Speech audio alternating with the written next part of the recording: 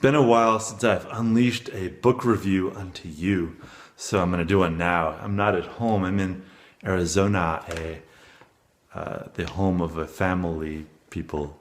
So I'm continuing my Mark Twain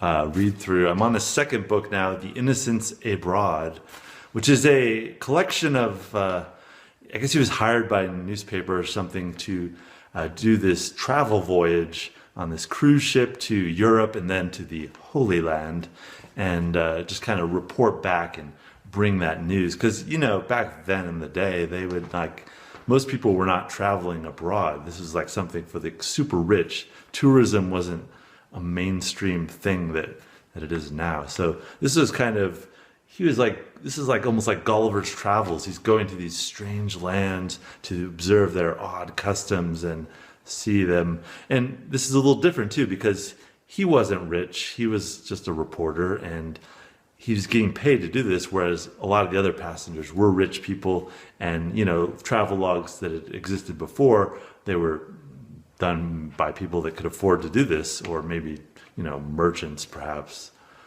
a la Marco Polo, or explorers, things like that. But this is at a point in time when, you know, he's not exploring new places. These are settled places, Europe and the Middle East. So it's a little different, and I enjoyed seeing his perspective and finding out what would come out of it. Compared to his previous book, the Calaveras County, the Jumping Frog of Calaveras County, I reviewed it before.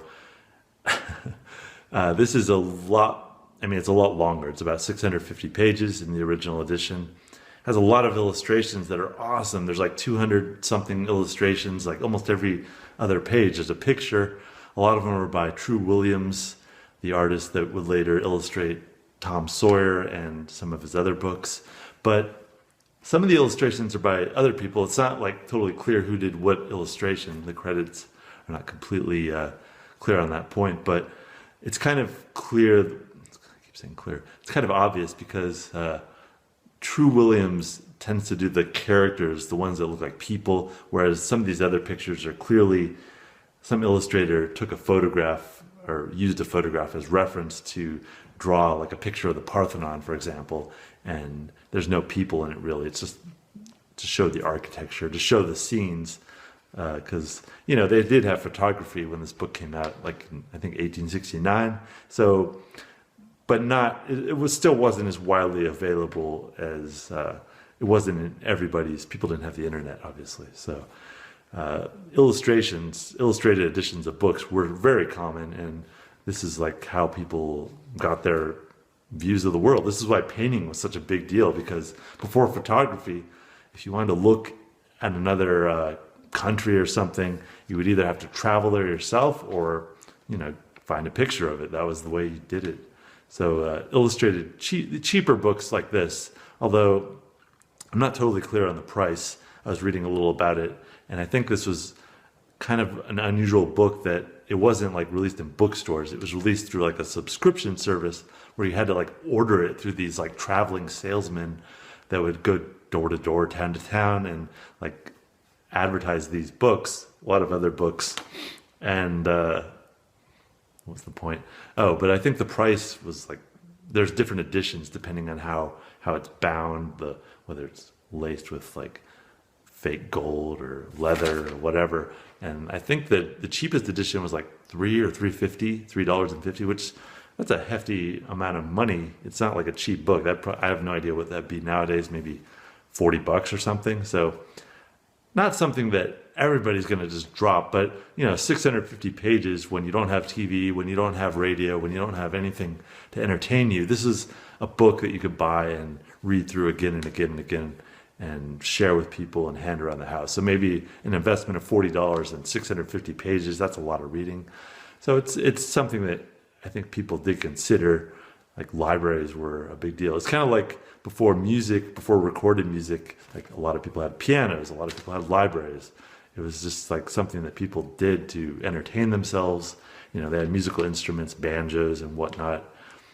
They told stories around campfires. Maybe I'm just mythologizing this, but I think that storytelling was a little more esteemed. Books were a little more I mean, people read nowadays, but books seem a little more disposable now. Like you'll read it once, then you'll sell it on Amazon or whatever, eBay, and get rid of it, and that's it. But back then, I think you would buy a book, like you would have your books like the Bible, Pilgrim's Progress, maybe the complete works of Shakespeare, some ugly edition of Shakespeare, and something like that. The continuity of this book is, it comes and goes. It's sometimes it feels like this is a novel with a progression, but sometimes it feels like when he leaves one harbor, say Italy or something, and he goes to Greece or whatever, it feels like a separate book almost. Like, and a lot of these sections have been reprinted individually. They do stand alone. It's a very modular book, and yeah, it's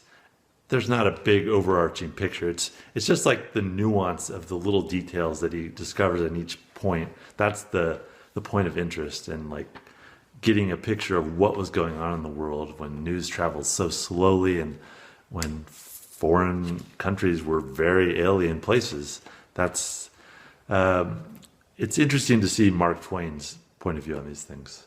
You can also begin to see how Mark Twain is sort of turning himself into this character. I mean, there have been travel books before with characters, the author is the character, but this is a character who's not always heroic, who's not always admirable. He's very honest and funny and silly in some places. Sometimes he does bring in this kind of American idealism and this kind of patriotism, but sometimes he admits that other countries have really great things. So in some ways, I feel like he's a little more open-minded than a lot of Americans in 2016. So he's an interesting character. He's obviously very young at this point. I think in his 30s, I want to say. And he's a developing writer, a developing person, as we all are. I like this book. What didn't I like about it? Sometimes he has a lot of tangents. Like he'll tell these little stories like that are kind of related, kind of historical incidents of things that happened in the places that he's traveling, or he gives a little brief history of, say, like he goes to Jerusalem and kind of summarizes it. And he conflates the Bible into it a lot. And some of those parts I felt like were a little unnecessary, or at least they kind of distracted from the main narrative. They were okay, but they just, I feel like they could have been left out, and it wouldn't have affected the important parts of the story, which is, Mark Twain, his adventures, what's going on. And like when he sneaks in with the guys to the Parthenon, because I think they were like not allowed to go into Greece without being in harbor for like 10 days or something, to be quarantined to make sure they don't have disease. They couldn't wait that long, so I guess they snuck in to Greece on a boat and they went to the Parthenon. That was an interesting story. I like that a lot. But when he like sidesteps into like Abelard and Heloise, that story it's like, it doesn't really add much to the book. So I'm like, keep it relevant to you. I think Mark Twain is learning to make himself a character. I mean, that's why we have this image of Mark Twain so clearly, is because, compared to some authors like, let's say Herman Melville, can you describe what Herman Melville looks like? Probably not. I want to say he has like a beard, and I don't know, but like as a character, he's not in the American imagination the way Mark Twain is. And I think that's because of travel books like this with the illustrations, because you can see he looks like Mark Twain, the image that we have, the mustache and the kind of Einstein-y hair. That's the image that this is where this is coming from. So I think this, more than the previous book that I reviewed, the Celebrated Jumping Frog of Calaveras County, this would be like kind of a better starting place for an essential book by Mark Twain. This really gives his character and puts him on the stage in an important way. I haven't read enough of his other books to say how I rank this. I'm sure when I finish all 29 volumes in this series, I'll tell you which ones I think are the absolute best. But if you do like Mark Twain, if you read like, say, Tom Sawyer and Huck Finn, and you want another one, this is a good book. I hesitate to call it a great book because it doesn't have the overall structure that I kind of want for a stronger narrative. But it's a good book. It's an enjoyable book. It's lightweight. I don't think it's going to change your mind about too many things, but it's enjoyable.